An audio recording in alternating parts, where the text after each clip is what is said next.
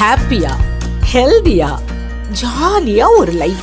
Lanco Harmonia Pavilion Senior Living Apartments at Sri Perambatoor 2 BHK just 49 lakhs. Call 7717273747. தமிழக பாஜக முன்னாள் தலைவர் அண்ணாமலை குறித்த மகாராஷ்டிரா நவநிர்மாண் சேனா கட்சியின் தலைவர் ராஜ் தாக்கரே கூறிய கருத்துக்கு நாடு முழுவதும் எதிர்ப்பு எழுந்துள்ளது. மகாராஷ்டிராவின் ஜனவரி 15ஆம் தேதி மகாராஷ்டிராவில் மாநகராட்சி தேர்தல் நடக்கிறது. அங்கு தமிழர்கள் அதிகம் வசிக்கும் தாராவி, மலாவி ஆகிய பகுதிகளில் என்டிஏ வேட்பாளர்களை ஆதரித்து பிரச்சாரம் செய்வதற்காக அண்ணாமலை சென்றிருந்தார். அப்போது செய்தியாளர்களிடம் பேசிய அவர், மும்பை மகாராஷ்டிராவின் நகரம் மட்டும் கிடையாது, அது ஒரு சர்வதேச நகரமாகும்.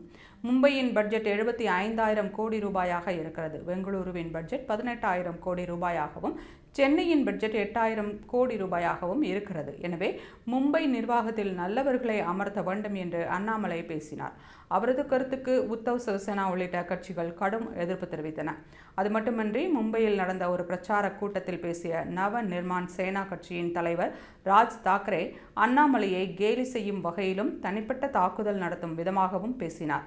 பால் தாக்கரே கூறிய ஒரு வாசகத்தை கூறி தரக்குறைவான வகையில் ராஜ் தாக்கரே விமர்சித்துள்ளார். இது அண்ணாமலை மீதான தனிப்பட்ட தாக்குதல் இல்லை எனவும் ஒட்டுமொத்த தென்னிந்தியர்களையும் அவமதிக்கும் வகையில் இருப்பதாகவும் கூறி வட மாநிலங்களைச் சேர்ந்த பலரும் கண்டனம் தெரிவித்து வருகின்றனர். ராஜ் தாக்கரேவின் மகாராஷ்டிரா நவநிர்மாண் சேனா கட்சியானது இந்தி கூட்டணியில் அங்கம் வகிக்கிறது. இதனால் தமிழர்கள் உள்ளிட்ட தென்னிந்தியர்கள் குறித்து அவதூறாக பேசிய ராஜ் தாக்கரேவுக்கு தமிழக முதல்வர் ஸ்டாலின் கண்டனம் தெரிவிப்பாரா என்று பலரும் கேள்வி எழுப்பி வருகின்றனர்.